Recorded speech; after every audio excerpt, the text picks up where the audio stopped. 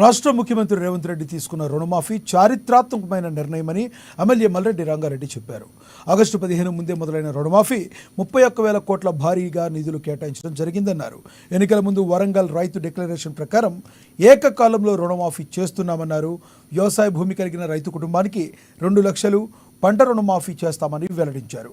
రుణమాఫీ పథకానికి వర్తింపజేయటకు passbook తప్పనిసరని MLA సూచించారు.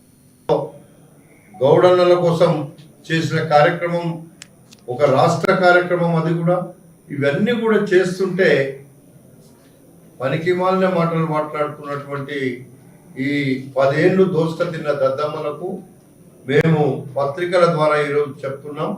అందరూ కూడా గమనించమని కోరుతున్నాం.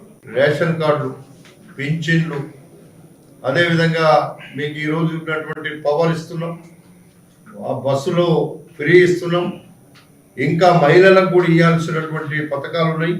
మహిళా స్కీమ్లను కూడా వాళ్ళను చాలా బ్రహ్మాండంగా కోటీశ్వరులను చేయాలి మహిళలు అనేది మా ప్రభుత్వ